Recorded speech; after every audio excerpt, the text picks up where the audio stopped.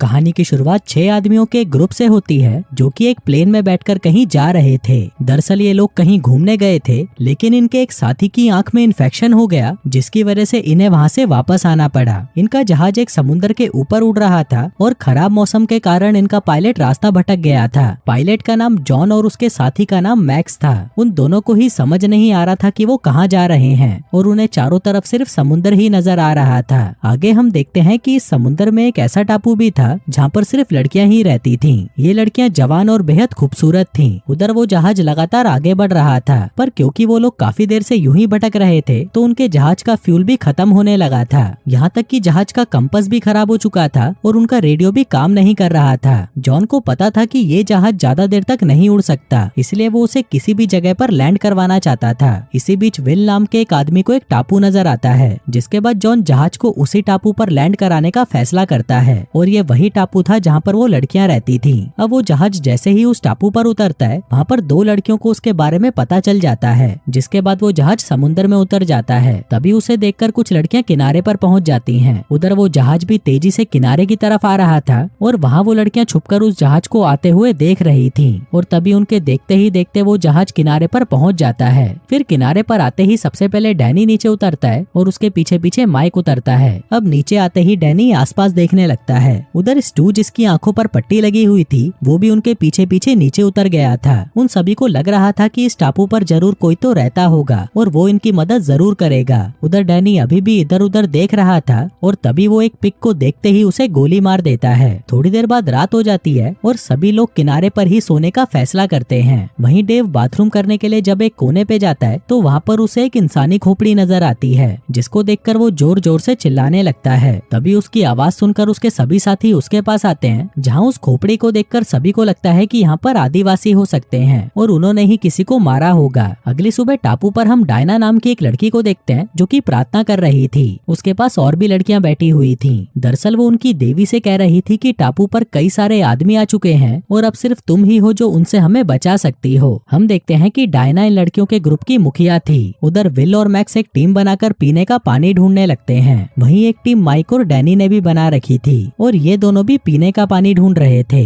और वहीं जहाज में केवल डेविड और स्टू ही बचे थे। अब वो दोनों बातें कर ही रहे थे कि तभी एक आदि मानव उनके पास आता है और डेविड उसे देखते ही गोली मार देता है। उधर विल और मैक्स आगे बढ़ रहे थे कि तभी उन्हें एक फ्लेयर गन की आवाज सुनाई देती है। दरअसल ये फ्लेयर गन डेविड ने चलाई थी। इसी दौरान विल और मैक्स की नजर एक लड़की पर पड़ती है जो कि डरकर भाग रही थी, क्योंकि उसके पीछे एक आदि मानव पड़ा हुआ था। तभी उस लड़की की नजर जैसे ही उन दोनों पर पड़ती है तो वो डरकर दूसरी तरफ भागने लगती है। तभी विल भी उस लड़की के पीछे जाने लगता है, जबकि मैक्स गोली चलाकर उस आदि मानव को मार देता है। उधर वो लड़की लगातार भाग रही थी, तभी विल उसे दबोच लेता है, लेकिन वो लड़की उसका हाथ काटकर वहाँ से भाग जाती है। दूसरी तरफ माइक और डैनी भी एक लड़की को देखते हैं, पर इससे पहले कि वो उससे कुछ बात करते वो लड़की डरकर वहाँ से भाग जाती है। वहीं विल और मैक्स एक जाल में फंस जाते हैं और ये जाल उन लड़कियों ने ही उन पर फेंका था। उन लड़कियों ने इन दोनों को घेर लिया था और डायना इन दोनों को मारना चाहती थी, पर तभी वहाँ पर माया आकर कहती है कि इन दोनों को मत मारो, क्योंकि इन्होंने मुझे आदि मानव से बचाया था।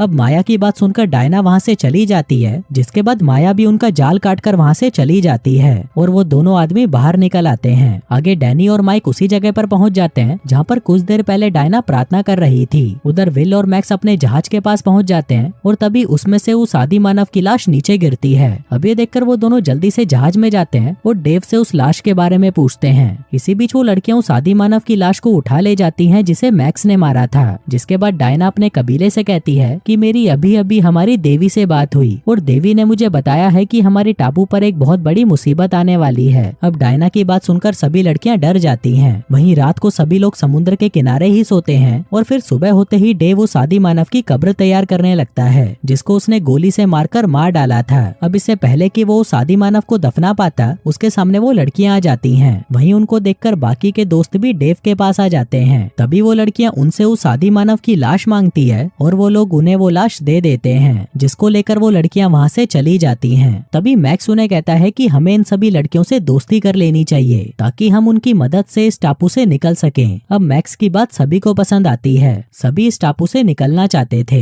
लेकिन ना तो उनके जहाज में ज्यादा फ्यूल था और ना ही दिशा दिखाने वाला कंपास काम कर रहा था, जिन्हीं कारणों के चलते ये लोग यहाँ से निकल नहीं पा रहे थे। वहीं माइक को भी मैक्स की बात पसंद आती है। आगे आगे वो जहाज में से कुछ बर्तन और कपड़े उठा लाता है ताकि वो इन्हें उन लड़कियों को तोहफे में देकर उनकी मदद ले सके। जल्दी ही डैनी, मैक्स और माइक उन लड़कियों की तरफ बढ़ने लगते हैं। तभी रास्ते में उन्हें वही दो आदिवासियों की लाश नजर आती है जिन्हें डेव और मैक्स ने मारा था। वो लाश एक जगह पर टंगी हुई थी। अब उन तीनों को लग रहा था कि वो लड़कियां इन्हें डराना चाहती हैं, लेकिन वो तीनों इन लाशों को देखकर भी नहीं डरते। इसी दौरान डैनी और माइक ने एक लड़की देखी थी तो वो दोनों उसके पीछे जा रहे थे। आगे वो तीनों उसी जगह पर पहुंच जाते हैं जहाँ पर वो सभी लड़कियां प्रार्थना करती थीं। लेकिन वो तीनों जैसे ही वहाँ पर आते हैं वो सभी लड़कियां उन्हें घेर लेती हैं। उन तीनों को यहाँ पर देखकर डायना बिल्कुल भी खुश नहीं थी। तभी डैनी डायना से कहता है कि हम लोग तुमसे दोस्ती करना चाहते हैं, जो कहकर वो उनके सामने कपड़े और बर्तन फेंकता है। वो डायना से कहता है कि ये सब तुम्हारे लिए है, लेकिन उसकी बात सुनकर डायना कहती है कि हमें ये तोहफे नहीं चाहिए। अब डायना की बात सुनकर वो तीनों चुपचाप वहाँ से चले तो जाते हैं, लेकिन वो उन कपड़ों और बर्तनों को वहीं छोड़ जाते हैं। वहीं उन लड़कियों को वो सामान बहुत पसंद आता है, पर वहीं डायना को ये बिल्कुल भी अच्छा नहीं लगता।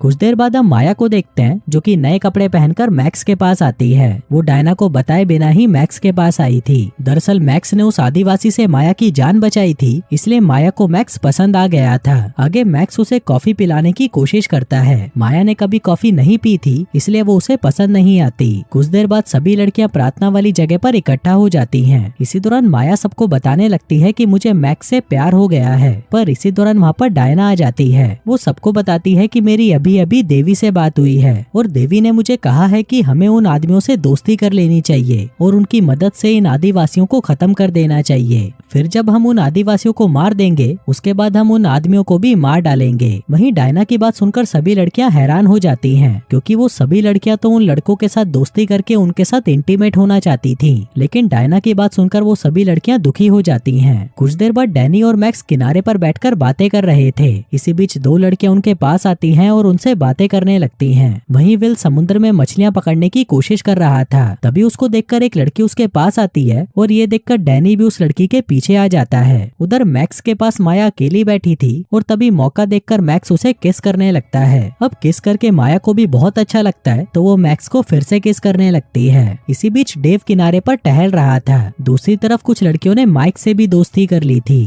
और एक लड़की तो पेड़ पर चढ़कर उसके लिए नारियल भी तोड़ने लगती है। इसी दौरान उसकी नजर कुछ आदिवासियों पर पड़ती है जो कि एक नाव में बैठकर उन्हीं की तरफ आ रहे थे। वो लड़की चिल्लाकर सभी को एक जगह पर इकट्ठा करती है और फिर सभी कहीं पर छुप जाते हैं। इसी दौरान वो आदिवासी भी टापू पर पहुंच जाते हैं और वहां अपने साथियों की लाशों को देखकर गुस्सा हो जाते हैं। वहीं टहलने के बाद डेव आराम करने लगा था, पर इसी दौरान एक आदिवासी उसके पास आता है और डेव का गला काट देता है। कुछ देर बाद जब वो आदिवासी अपने साथियों की लाश लेकर वहां से चले जाते हैं तब वो सभी लोग बाहर आते हैं और देखते हैं कि उन आदिवासियों ने डेव को मार दिया था, जो देखकर वो बहुत दुखी होते हैं और फिर उसे वहीं पर दफना देते हैं। कुछ देर बाद जब माया और मैक्स टहल रहे थे तभी मैक्स को वहाँ पर एक पुराना सा जहाज नजर आता है और वो दोनों उसके अंदर जाकर चेक करने लगते हैं। दूसरी तरफ डायना के कहने पर सभी लड़कियां उन आदमियों को घेर लेती हैं। वहीं माया और मैक्स को उस जहाज में एक लाश मिलती है, जिसको देखकर माया मैक्स से कहती है कि यही हमारी देवी है। उस लाश को देखकर वो दोनों बाहर आ जाते हैं, जिसके बाद माया मैक्स से कहती है कि डायना शुरू से ही हमसे झूठ बोल रही थी कि देवी अभी भी जिंदा है और वो उससे बातें करती है। अब माया की बातें मैक्स को थोड़ी अजीब लगती है, इसलिए वो सच जानने के लिए फिर से उस जहाज में जाकर छानबीन करने लगता है। इसी दौरान उसके हाथ एक डायरी लगती है। वो उस डायरी को पढ़ता है जिसमें लिखा था कि कई सालों पहले एक देश में बहुत भयंकर युद्ध शुरू हो गया था, जिसके चलते सभी लोगों को वहाँ से भागना पड़ा। इसी देश में मारिया नाम की एक सिस्टर छोटे बच्चों का अनाथ आश्रम चलाती थी और युद्ध शुरू होते ही वो अपनी सभी लड़कियों को लेकर जहाज में आ जाती है।